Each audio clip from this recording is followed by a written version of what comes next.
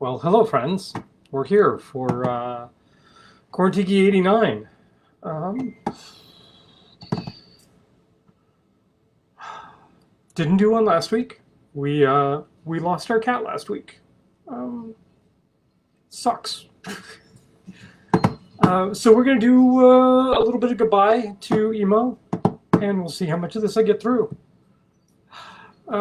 First up, we're gonna toast to the cat. Little black cat. So we're going to toast using the black tot, because why not? So this is a Navy style, heavily influenced by Guyanese Demerara rums, done in the style of the British Navy tot that they used to give. This comes in at 46.2%, distilled in the Caribbean, bottled in Scotland by Elixir Distillers of London.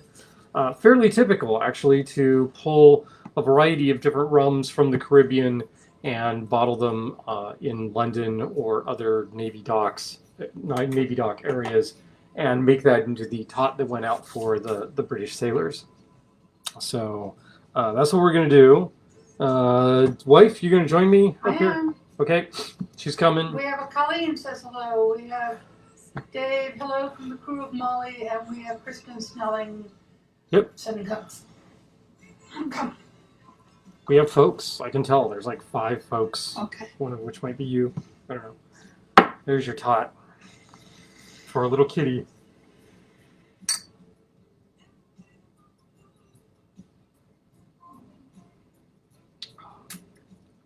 That's good stuff. Yep. Better than the pussers. Yeah. We're going to be using a bunch of pussers this evening, but because it's required for this cocktail. Right. In order to do that. Yeah. It's probably going to be required for me to get some Kleenex to go through this. I put the tiki cap back up. Oh, you did. That's right. I did. And I added to our bar display, which you can't see from here. Oh. But we have a fishnet over yeah, here. yeah. I'll move the camera. Wait, I can do that. Great. So you'll remember that Emo showed up on camera a few times wearing his little emo Tiki shirt. which you kind of can't see. Oh, there. Because now can you see it better? Yep, there you go. That was his little tiki shirt, and it doesn't fit either of us anymore. No. Yep. So we're not going to do that. But it's up there. Memory of Emo. So. I forget I can move the camera without moving the computer now. Right. So. Right. Bear with me, folks. It will be an interesting evening. It will be different as always. Yep. I have been putting the older episodes up on our yes. YouTube. Mm-hmm. They are dropping at least one a week, Friday at 10. I think episode 11 or 12 went live this week. She's only, 77 behind. Yeah. But she has more work than I do on those. So so she's got to make me look good and sound good. Which I'm cleaning up. All I have to do is just stand here. Color. I'm cleaning up the audio. I'm adding text underneath. I'm putting placards of the drink recipes. Yep. All kinds of stuff like that. So, yeah. If you want to share our group and stuff, or you want to go look for back episodes. See the early episodes. Early episodes. They're much better now that she's cleaned them up. They were awful when we did them. We need to turn the light down. Yes. Yep. So little things. What's burning? Incense. Incense is burning over here. Yep. Actually, I think you can see the incense burning now. I've moved it over to the side so it's not right in front of folks. It was Christmas. I hope you all had a happy Christmas and a wonderful New Year. Clearly ours was less than entirely stellar. We did get some barware and stuff, so we should talk about a little bit about that. Coming highly recommended was the David Wondrich and Noah Rothbaum's Oxford Companion to Spirits and Cocktails. And I now have a copy of this, and it is what you would expect. It is like an encyclopedia of all things cocktail knowledge-y, and the entry on Angostura bitters is actually written by a friend of the show, Matt Petrick, who you know as Cocktail Wonk and the author of Minimalist Tiki. The other major addition from the cocktailing standpoint is Rum the Manual by David Oh my Broom. gosh! David Keith Broom. posted in the comments. Hey, Keith isn't banned. Well, we'll see what we can do to get that changed by the end of the episode. Sorry to disrupt everything. This came highly recommended as well. This is quite a good book if you want to learn about rum. The let's see. If you go through, how many pages here? The first almost 60 pages of this book are all about the history of rum, distilling of rum, fermentation. I learned stuff going through those pages. Then there's a little introductory section on how to use this book, and then the rest of the book goes through rums, and there are tasting notes for all of these rums. I just lost my place in the book. And down at the bottom, for each of the tasting notes, there is how the rum tastes with a set of mixers and how it tastes in a particular cocktail for that particular rum. Now, if you aren't into going out and collecting a bunch of rums or figuring out what rum profiles you need to have in your collection, the back half of this book may not be tremendously useful to you. But those first 60 pages, those are definitely highly educational, very interesting. Like I said, I learned stuff about rum. So that's all good. And I'm still learning stuff about the individual rums that are there that they discuss. They use them, each one of the rums they put with a particular cocktail, like the daiquiri or the old-fashioned. For the rum agricoles, they use the tea punch, which is like a free-form daiquiri in many ways. And then for the few kasashas that they use, they do caipirinhas. But the other mixers are clementine juice, cola, coconut water, and ginger beer or ginger ale. And so it'll give you notes on how that rum works with each one of those. And there are rums out there that it's like, wow, this is a terrible rum for everything except mixing with like orange or clementine juice. Wow, this is really good. And there are some rums out there that, of course, are pretty stellar across the board. And then there are rums that are, yeah, don't mix this with anything. Just sit there and put it on a rock and drink it. Losing a furry friend is painful, as I'm sure the vast majority of you know. And as a consequence, we are going to delve into what is not really tiki canon, but it is a cocktail that is heavily associated with tiki, and that's the painkiller. I figured that'll work. Our dear cat Emo is no longer in pain. It was a painful passing. He's no longer in pain, and we kind of need something to kill that pain as well. So we're going to do And choose raising a glass in memory of friends who've moved on. Yay! We're going to do a traditional painkiller. We're going to make it with pussers. We're going to make it with coconut cream. We're going to do the orange juice, the pineapple, the whole bit. Crushed ice, stick it in a blender, do that whole thing. And then we're going to do a couple of riffs off the painkiller. And then I'm going to actually, the painkiller is not a particularly balanced drink. The only sour component in there is orange juice, and that's not a particularly sour component. So not a particularly well-balanced drink, but a good conveyance of rum into your system. So let's go ahead and just do a traditional pussers-based soggy dollar painkiller. Why do I say soggy dollar? Because this particular cocktail was created in 1971 at the Soggy Dollar Bar on a British Virgin Island known as Jost van Dyke, which is this dinky little thing, and you can't get to the shore by boat. You actually have to wade up to the bar, which is sitting on the shoreline, hence the Soggy Dollar, because the only way you get there is by having getting your pants wet and getting your dollars wet, and they created this particular drink. So what are we going to do? First of all, it calls for a full ounce of coconut cream or cream of coconut. This says Coco Real on it. You can use Coco Real. Coco Real works just fine. You can also use Coco Lopez, which comes in the can. This is a misnomer because while it says Coco Real on it, this has actually been filled with Coco Lopez. So 6 of one, half dozen of the other, as far as I'm concerned. But we do need a full ounce of this. And this is very much our sticky component. So I'm going to try something a little different this time. You know, I always put my sticky ingredient in first, and then I try and rinse my glass out with the citrus ingredients. So what I'm going to do is I'm going to go with the citrus ingredient first.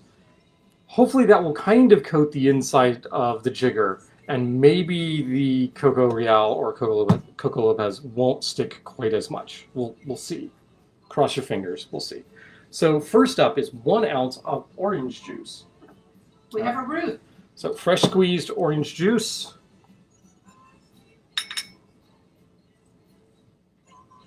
One ounce orange juice. Ding. There we go. And then we're going to try our Coco Lopez. If I can get this open. Okay. Let's see. I also pulled this jar out a little early and let it sit on the counter, so it is a little easier to work with. Because if you pull it straight out of the fridge, it does not want to pour. Oh, you know, that comes out of there a lot easier. I may have to rethink some of this process by which I combine ingredients into my jigger. There's still plenty in the jigger, so I think it still makes sense to like maybe split your citrus components in order to get the rest out of the jigger. We'll see. Okay, so 1 ounce of the Coco Lopez, 1 ounce of the orange juice, 4 ounces, 4 of pineapple juice. That is a lot of pineapple juice. This is, you should use fresh squeezed. This is not fresh squeezed, this is out of the can. It's what I have, sue me. Please don't, actually. So there's 1. There's 2. Yeah, I could flip this jigger over and use the other end. 3. And 4. I totally miscounted on the amount of pineapple juice I was going to need this evening. And I gave the rest of the can to my wife in order to drink. So, wow, this will be interesting. I did not drink it all yet. So, the next thing up is the rum. And the painkiller itself is associated with Pusser's rum. And technically, in order to make a true painkiller, you have to use Pusser's rum. It doesn't specify which of the Pusser's rums, and we could have gone with the 15-year-old, but I'm pretty sure they weren't serving the 15-year-old Pussers at the Soggy Dollar Bar in 1971. So we are going to go with the traditional British Navy Pusser's rum, and this is 2.5 ounces of this. So there's 1. There's 2. And there's a half. Okay, there we go. That's all. That's all that's in a painkiller is the orange juice, the pineapple juice, the coconut cream, and some rum. It's not a terribly balanced cocktail, but it is a tasty one, as my wife will attest. So we're going to use a full scoop of ice here. And then I'm going to add just about a third more.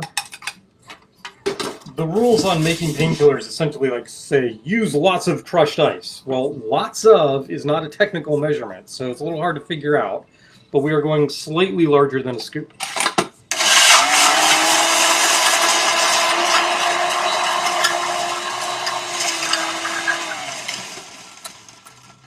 There we go. There is one painkiller all stirred up and ready to go. We're going to flip this into a glass. Got to figure out what glass I want to use. Pilsner? No, no, no, no. We'll use a tall. We're going here. Yep, I want to use that. Pineapple juice produces a foam on the top. So get this kind of foamy head on there. Who was sipping that rum last night? And let's see, what else do I need? Keith was sipping that rum last night. We need to garnish this a little bit. And, you know, somewhere in this house I have mint, and I don't know where I put it. It's probably in the back room somewhere, but I don't know for sure. You should garnish this in a fruity, lively way. We're going to express a little lemon over the top. And we're going to express a little orange over the top because I'm making this just over the top. And now I'm not going to forget. I'm not going to forget. This is traditionally garnished with nutmeg grated over the top. So there's a little nutmeg coming off the top here. And we're going to add a little bit of cinnamon as well. I think your mint's upstairs. My mint may be upstairs. So there we go. That is a Pusser's Painkiller. And there is some discussion that the painkillers come in varieties of 2, 3, and 4. And the Pusser's number 2 has 2 ounces of Pusser's rum. The 3 has 3 ounces of Pusser's rum, and the 4 has 4 ounces of Pusser's rum. So this is a 2.5? This is a 2.5 model here. So we're going to just stick that right in there. Almost lose the spoon. Throw it out of balance? There's nothing balanced about this cocktail, okay, right? okay. So there you go. There is a cocktail that my wife will enjoy quite a bit. We had her a coconut cream. That's a boat drink. That's a boat drink. That's a coconut cream boat drink, which I love. Coconut cream boat drinks. This is this is a sit on the beach and sip that and. This is coconut cream, enough pineapple juice to make it liquid and drinkable, and don't know you're drinking rum. Yeah. Mm-hmm. So there we go. There's the traditional painkiller, 1971, trademarked by Pusser's, so that you have to use Pusser's rum in it before you can call it a painkiller. You can use any other rum you would like and change the name slightly, and you are perfectly fine and acceptable. And I'm pretty sure Pusser's isn't coming after me if I decide to change something up and still call it a painkiller. But be that as it may, ta-da, 1971 traditional painkiller. Why is that not considered a tiki drink? So, first of all, I don't like to get into discussions of, well, is this tiki, is this not tiki, what's not tiki? Tiki is very much a state of mind, and the boundary lines for what is and is not tiki are drawn in different places by different people.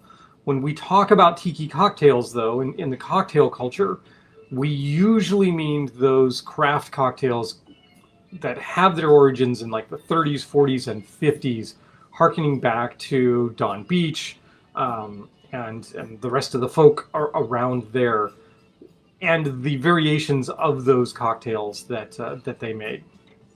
There are some key aspects of those cocktails, like balancing the sour and the sweet and the strong components of it, that when you see drinks like the Pina Colada or the Painkiller that are well out of that range, you know that's not a true tiki drink. Do you find it on menus at tiki restaurants? Absolutely. And in fact, one of the things I was doing when trying to figure out what to do for memorial show for our cat Emo was I went back to a menu from Tiki Cat, which was a cocktail bar in Kansas City, one of the best tiki cocktail bars in the country. Sadly, did not survive the COVID crisis.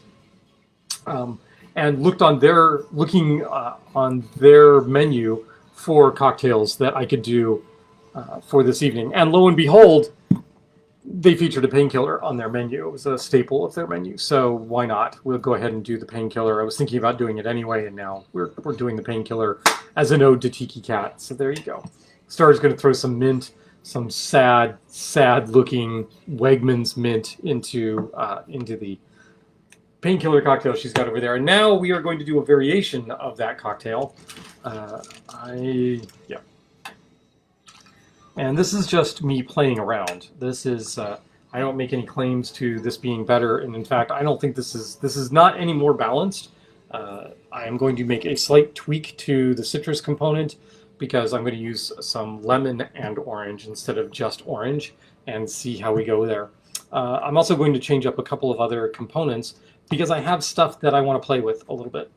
So it starts off. Soggy Dollar Bar does have a webcam. Yes, it does have a webcam. And Amanda has a black cat to toast Emo. Oh, excellent. There is a black cat cocktail out there, which is it's cola and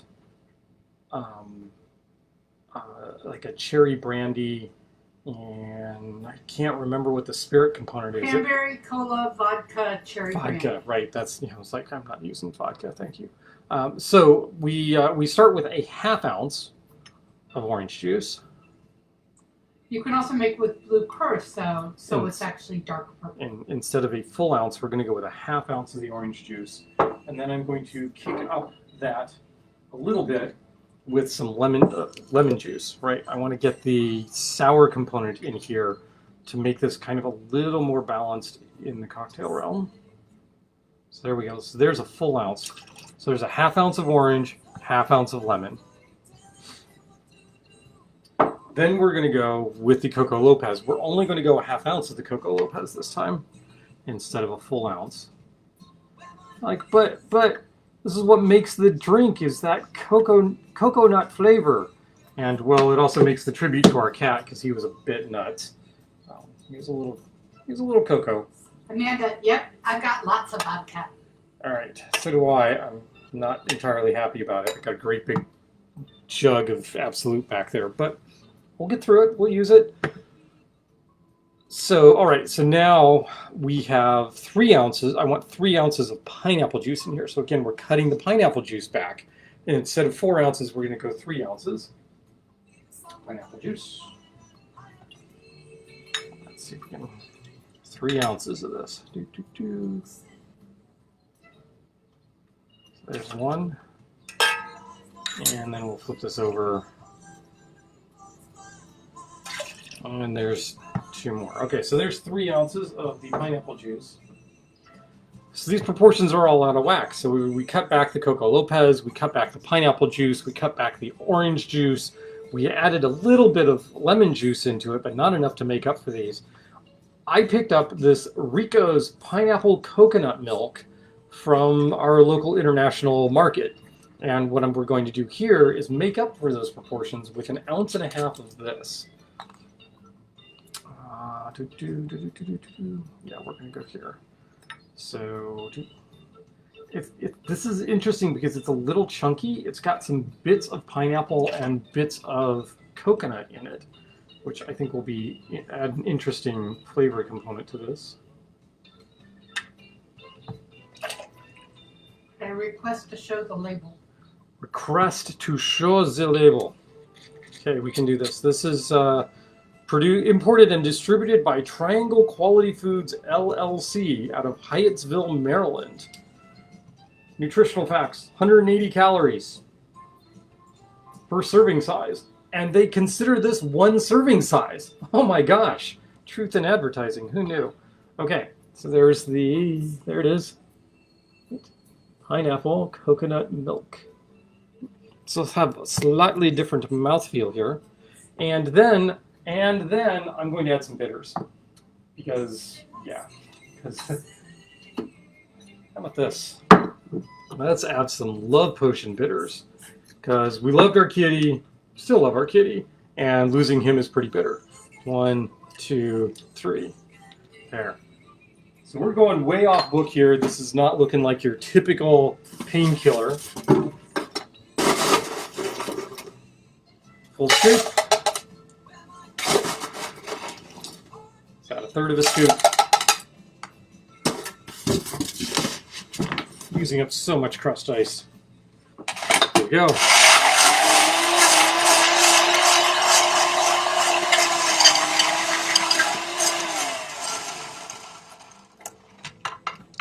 All right. Now then, I'm going to put this to the test. See what this is like. I need a straw.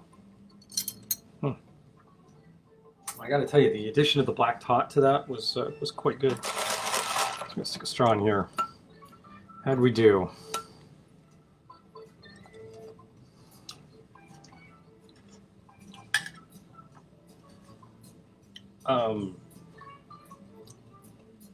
Nobody caught that.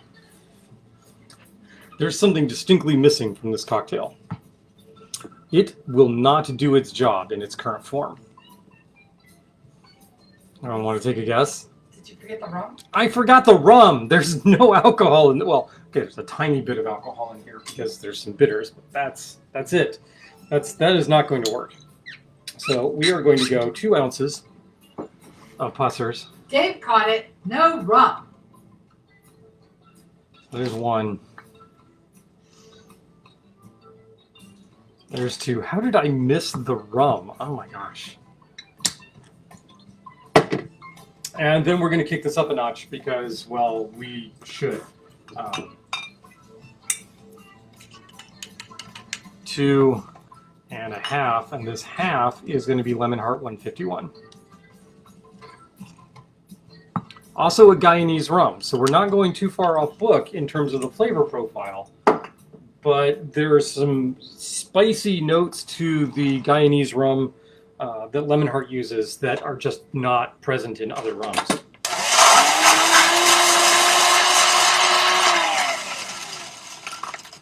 There we go.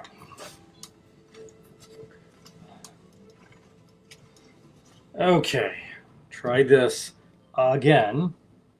Nice big tall glass.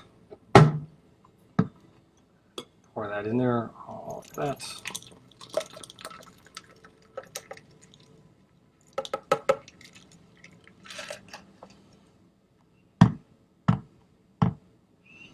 Let that sit, let the foam subside a little bit. I'm going to drink some more of this because this was tasty. It's essentially a really rum-forward version of that. Mint, right? Spanking a little mint. Wow, this is some terrible looking mint here. It's not the right season for mint, I guess. Smack that around. Stick that in there. What am I not forgetting? I'm not forgetting the nutmeg. I'm missing, not getting it on the glass. There we go. And some cinnamon. There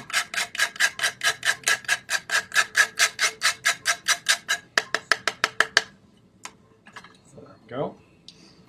Let's go ahead and do the sprig of orange like that. And do the same thing with a lemon.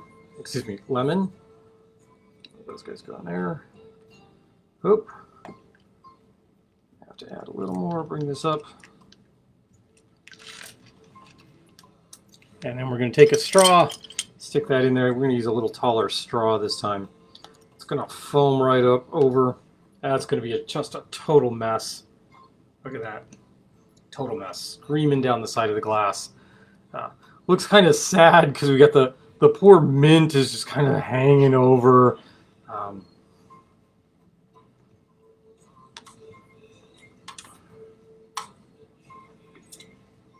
I saved some of this one to compare. Okay. There we go.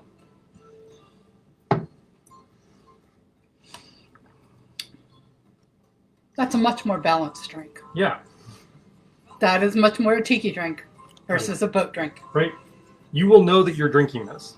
Yes. I still really like this. Not a great, I mean, it's not like this is smacking you around. No. It's only 2.5 ounces, half ounce of which is overproof. But Yeah, I still really like the I drink. totally made a mess here. Yep. You'll have to clean your garments.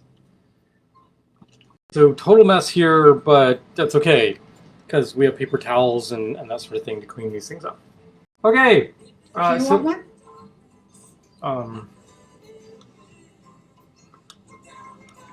Oh, for now. I'm thinking. So I've got 2 cocktails that we're going to do here. Actually, it's the same cocktail, but one of the ingredients, they say experiment with different types of this ingredient when you're making it.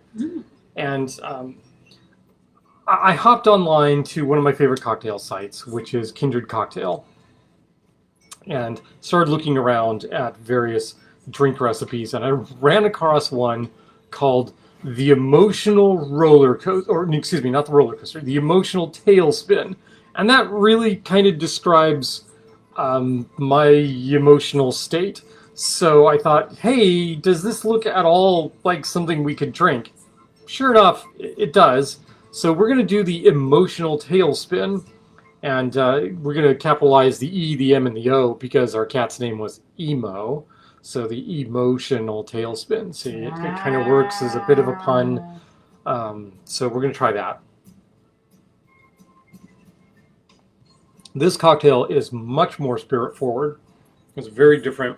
Not a tiki cocktail, but definitely a spirit forward cocktail. And this requires chilled coops.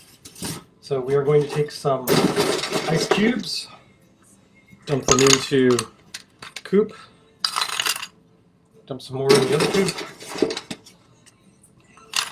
set those off to the side here, stay, right, okay.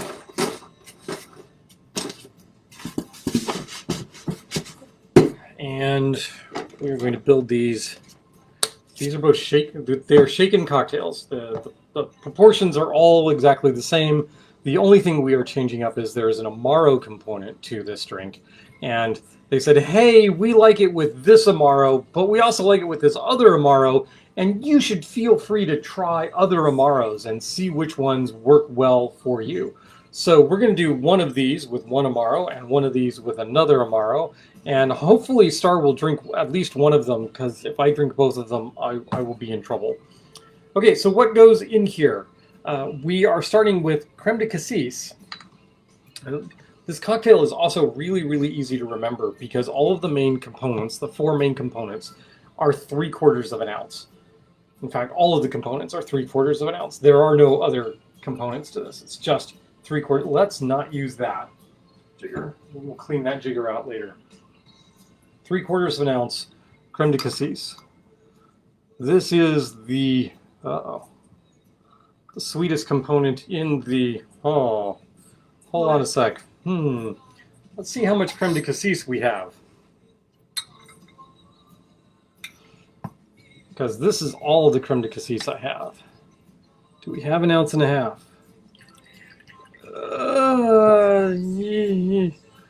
Wow, that's really close. Really, really close. We're gonna have to go scant 3/4 in order to make this work for us. Okay, that's really surprisingly close though. So 3/4 of an ounce creme de cassis. Scant. 3/4 of an ounce lemon juice. Lemon juice. Here's the lemon juice.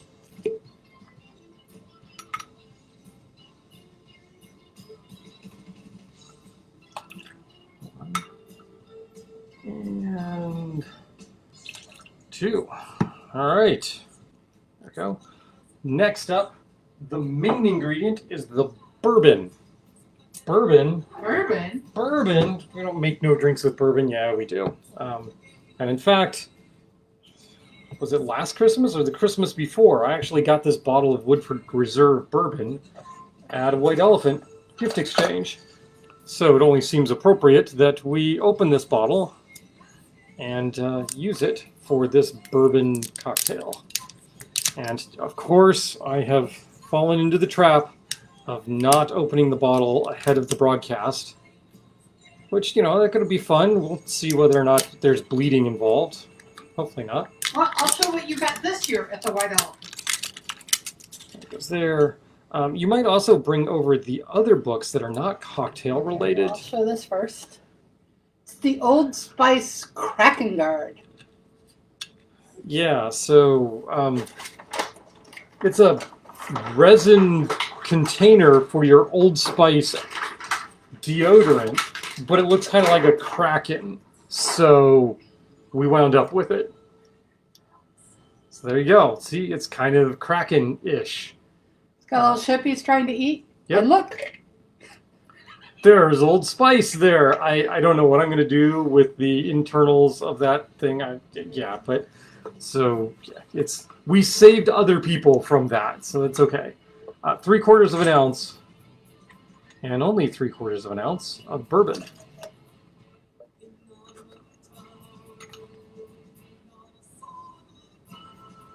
So while spirit forward cocktail, this isn't very big. And then the last component is the Amaro. And the Amaro that they call for is Amaro Sfumato Rabarbaro.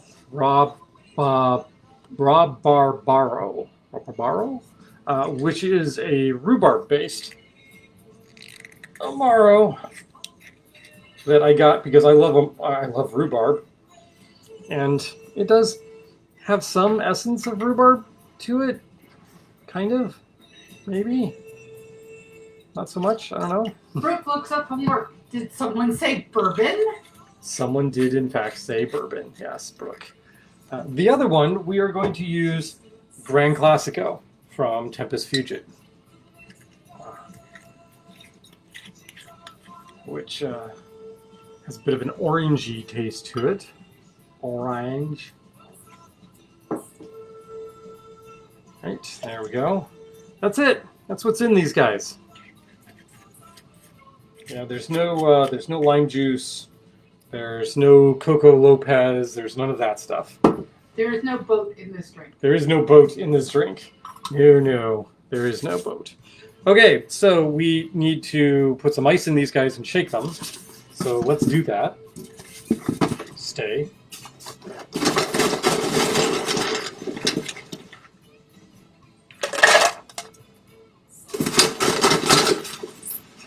And what we're going to do with these is we are going to shake them, and then we are going to strain them into our chilled coupe glasses. Chilled coupe. Left-hand side, rhubarb. Right-hand side, orange. Whoa, popped that guy. There we go. Right, make sure these are facing me.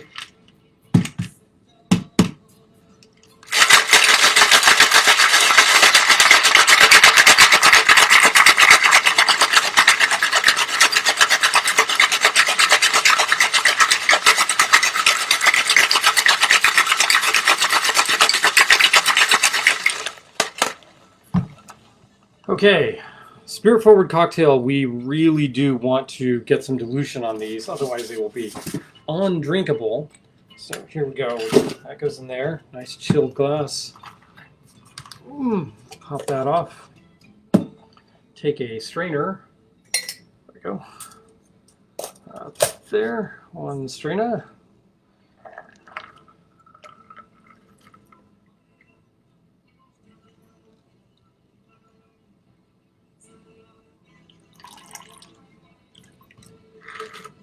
Right up to the wash line of that coupe. Nicely done. Second one. What did I do with the ice? I poured the ice right back into it, didn't I? Yep, do that. Chilled coupe.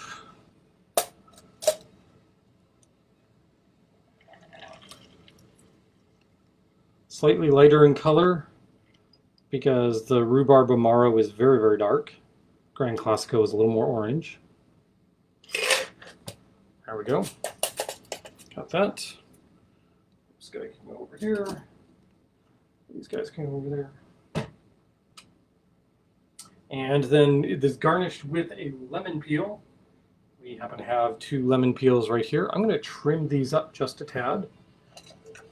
Alexandria and Fairfax County schools are closed for tomorrow. Really? So apparently it's going to winter on us. It's about time. we are supposedly actually getting some winter weather this evening.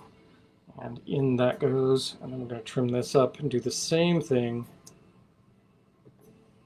Right, just trimming the right. County and Montgomery County. Oh, okay. So we have been watching the weather kind of with some interest of like, hey, are we actually going to get some snow? And apparently we are in fact going to get some snow. The latest weather report I saw said we might even get up to 8 inches, which that would be unusual considering we were only thinking we were going to get maybe a couple of inches just a few days ago. So, weather models, who knew? Okay, here we have 2 emotional tailspins featuring, well, different emotions because one has rhubarb amaro and one has the Grand Classico orange amaro in it. So, let's see what we got here.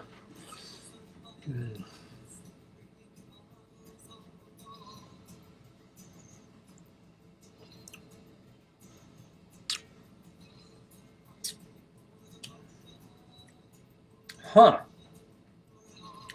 I'm not sure she's going to like these.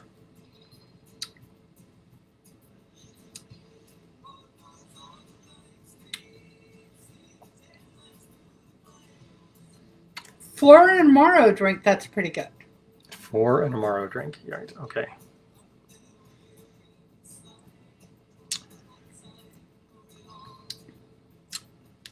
That one's coming back to me. Huh.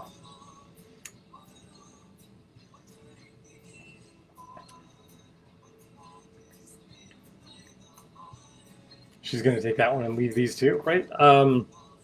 I actually think that maybe splitting our amaro base would be better here. I don't see a huge difference. I do. I think the rhubarb amaro is significantly more bitter than the Grand Classico, and the orange flavor kind of melds with the creme de cassis a little bit here, and so it doesn't stand up quite as well. So what about the emotional tailspin? I like the emotional tailspin. I think this is a very nice mixture of whiskey and amaro. It shows off the amaro well without letting the amaro get too overpowering. The creme de cassis is an interesting choice here, and I'm given to understand that the bartender that created this was just looking for interesting ways of getting rid of their creme de cassis. So that sweet berry flavor, though, works really, really nicely with the bitterness of the amaro. I would not go like a Fernet Branca, although the rhubarb amaro is edging in that direction. Cynar might be a way to go. I've seen a couple of write-ups, a couple of comments that said the Cynar one was quite good. I don't have any Cynar, so therefore we're not doing that. There's something to be recommended about this Grand Classico, though, if you're not really into the amaro flavor.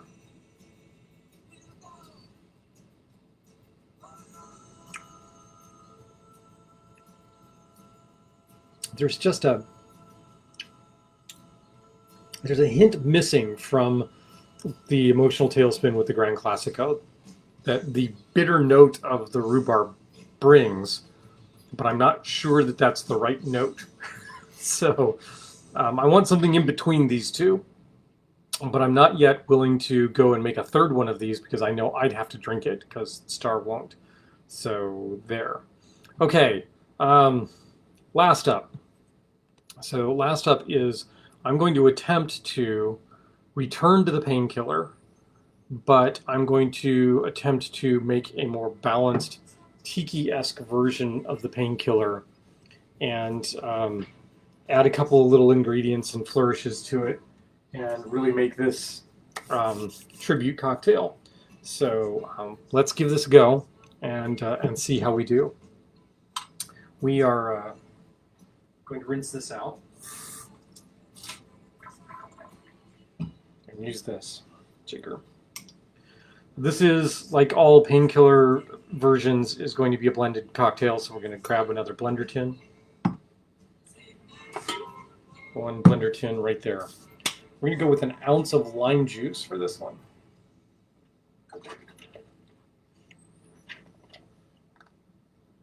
full ounce. Because I want that sour component to be here. We're going to go full ounce of the Coco Lopez. So I'm not going too far off book here.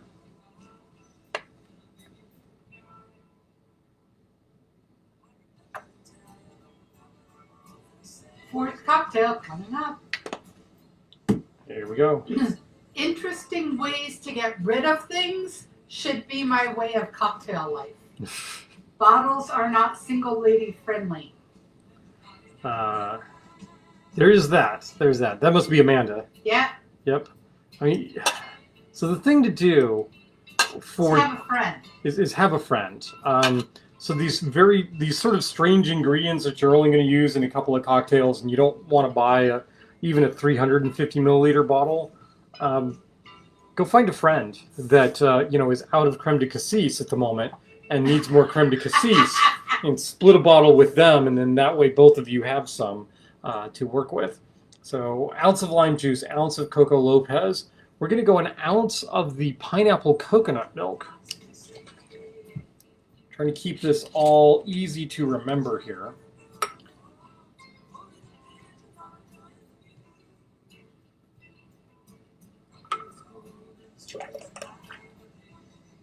There we go.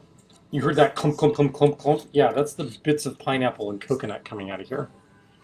Then we're going to go a full ounce of pineapple juice. And I don't know, I might have made it. There might be an ounce in here. Whoa, what do you know? There is an ounce. I don't need the extra can. Okay, so now what are we going to do for our strong component? Because clearly, I'm not going to forget it this time. Amanda says, I love it. I have some friends in mind. Yay. We're going to go... So, Emo was a solid black cat, aside from one whisker coming out of the top of his... One eyebrow shooting off the top, and one whisker on the other side that were white. So this is going to be... We're going to play with the black elements here, and we are going to use the black tot as the main rum here. He deserves it. Yeah. So we're going to go 2 full ounces of the black tot.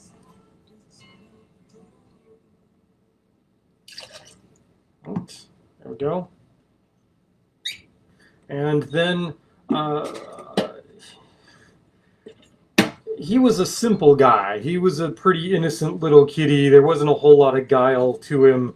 So it seems a little odd that I'm going to go and make my rum more complex. But I'm going to, because I think it's only appropriate that we have a little pot still black rum in there. Oh, yeah. So we're going to go with Hamilton's Jamaican pot still black rum, a favorite of a number of people that I know that like our cat. One in particular who nicknamed him Zoe. So here's to you, Zoe. The pot still comes in at 46.5%. The black tot is, what did I say, 46.2%. So these are both slightly higher than your usual. But so there's 3 ounces, so that's a little higher than your. So this is a Painkiller 3 basis, and then I'm going to add one more black ingredient here. I'm going to go with a 1/4 ounce of Mr. Black. I'm borrowing a little bit here from some of the lore around the Black Magic cocktail from the Mai Kai. Brook Waves.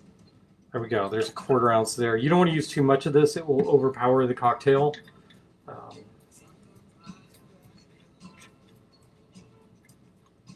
So I'm just going to say, love your animals, take care of them.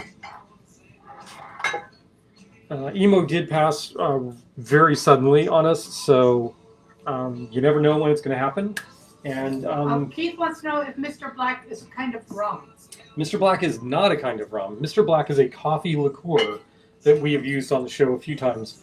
It is cold brew coffee made into a liqueur, and it's quite tasty. Which we learned of through David and Chris. Yes, we learned of this through David and Chris, and now that I have a bottle, I'm seeing it like all over the place. What else am I going to do here? I think we're just going to drop 2 drops of absinthe in there. Yeah. 1, 2. I'm not sure what that's going to do, but I wasn't really sure ever what Emo was going to do either, so...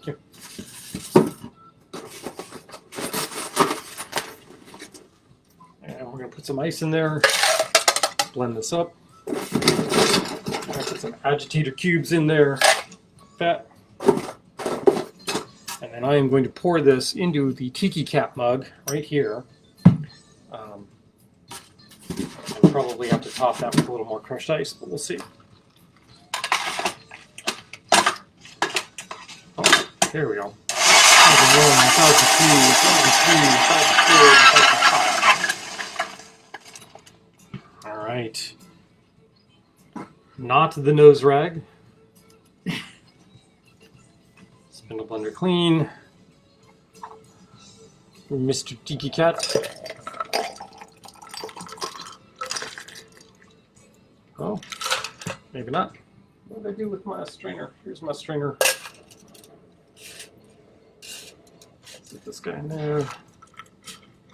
Wow. Have to be a little careful with this kind of strainer. There we go.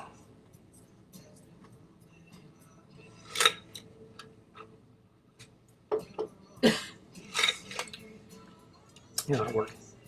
Yeah, that will definitely work. Okay, need a little more ice in there.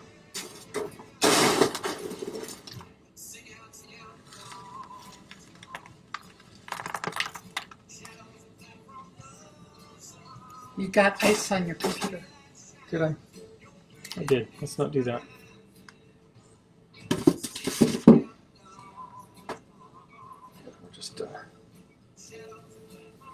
Just lightly run the paper towel over the computer, and hopefully I don't shut anything off. All right. We have neglected to say that all of our straws are purchased from Surfside Sips. We love them. They're great. They're awesome. Please patronize Surfside Sips. If you do, you have the option of using the Lovecraft Cocktails promo code. Lovecraft. Which is Lovecraft, all caps, all And one word. Yep, 20% off. And here we're going to use another one of these great big green bamboo glass straws, which we love so much. This can go in here.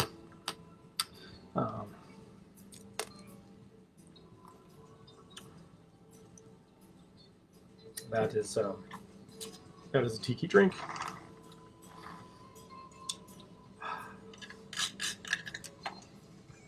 I'm gonna drop my nutmeg all over the place. Okay. Because it's little tiny nutmeg at this point. I'm missing the cocktail entirely. There you go. Yeah, a little cinnamon. Might as well just go ahead and stick that cinnamon stick right in there. A little more. Sad mint. Some orange. And that's the last cocktail for the evening. So we're going to use up all of our garnishy stuff. We got an orange going here. We're dropping stuff all over the place. We're going to spank some mint. Never spanked the cat. Yelled at the cat. We were at the White Elephant gift exchange yesterday, and I had this remembrance that the very last thing that I can recall our cat chewing on was the ribbon. There was the ribbon on one of the gifts for the White Elephant. Yep. Yeah. So it was a little sad. Okay, here we go. We got foam falling all over our Tiki Cat mug. I'm not going to bring it any closer because it'll drip all over my computer, even though it has a paper towel on it. But I want to try this. Here's a cocktail tribute to our loving cat. Oh, that's good. Yeah, that is pretty yummy. That is yummy. So there you go. You're just trying to do a little more balancing act with the with ingredients, adding some lime juice in there to get some sour component, balancing out with a little stronger rum, and you take a painkiller, which is just a boat drink, and transform it into something really, really nice. And do you want a sip of this? I do. I'm not totally sure whether or not this is going to kill the pain, but Yeah. yeah, yeah, that works nicely. Mm-hmm. So we are Lovecraft Cocktails here, and we do other things besides cocktails, but we are vaguely Lovecraftian themed in almost everything we do. So other things that that have come across the table recently for Christmas, there is Lovecraft is a polarizing individual, and there is a great deal of scholarship out there about Lovecraft. And there is a Lovecraftian annual. This is number 6, published in 2012. And this is academic scholarship on H.P. Lovecraft, his writings, the man, etc. In addition to publishing stories, he was a very, very prolific writer in terms of writing letters to his friends and sometimes others. And so this is a collection. This is a 2-book collection. This is the collection of the letters and annotations of the letters between him and Robert E. Howard, who you may know Robert E. Howard from the Conan series, and there's various others. But if you know Conan, you know Robert E. Howard, and the two of them were friends. They had some pretty significant disagreements throughout their lives, and I'm looking forward to getting into these and reading two individuals that liked and respected each other, having significant disagreements and still respecting one another. And then it wasn't just other writers that he wrote to and had letters with. This is the Letters to Family and Family Friends, Volume 1. So I have a bunch of the letters and annotations of those letters to get through and academic prose on them. So, you know, the Lovecraft collection continues to grow in those. I did mention that there was some barware that came to us. And we have a dear friend who we've known for many, many years that lives up near Annapolis, past Annapolis. And she throws the occasional piece of pottery around. And she wanted to know if anybody out there might want this pitcher that has got tentacles all covering it. And the handle is done in stylized tentacles. And I offered that I might know somebody that could make use of that pitcher. And so, mwahaha, it is mine. Okay, I'll share it with the wife. But yes, so there's that. And apparently, while she was picking up that little tentacled monstrosity, our dear friend Becca had also thrown this wondrous little bottle with these tentacles on it. And yeah, so this is going on the bar as well. I'm not sure what's going in here, but something is definitely going in there that I will be using on the bar with some frequency. Maybe that's where I'll store an absinthe jar. I don't know. But there you go. I think that pretty well does it for our episode this evening. It's been a hard episode. It's been a hard week, and thank you for joining us. Sorry to miss last week. Sorry to miss last week. There was no way that was happening. Yeah, I was barely able to speak. So we will do this again. We will do this again next week, and hope to see you all here. Hope you enjoyed this evening, and try to avoid your own emotional tailspins unless they happen to be in a glass, and then just enjoy your emotional tailspin in that case. And PSA, it is perfectly okay to get a professional help. Star wants me to add that, you know, for whatever reason, you know, we're coming out of the holidays. If you have whatever reason, it is perfectly acceptable to seek professional help. Please do. A lot of companies have EAP. A lot of companies have employee assistance programs, and even if they don't, ask around. There are people that are doing good work in the professional therapy realm, and you know, sometimes we all just need a pro to give us a hand. Lord knows my bartending has gotten better because I've relied on some pros, friends. So yeah, okay, different kind of pro, but you get my point. If you need help, reach out for help. If you don't think you need help, but you wonder, reach out for help, because what can it hurt, right? So we'll talk to you later. This is Pooch Pacucci and his lovely wife Star Pacucci. We are Lovecraft Cocktails. We're signing off for the evening and hoping that you're going to make some daggone good cocktails. All right.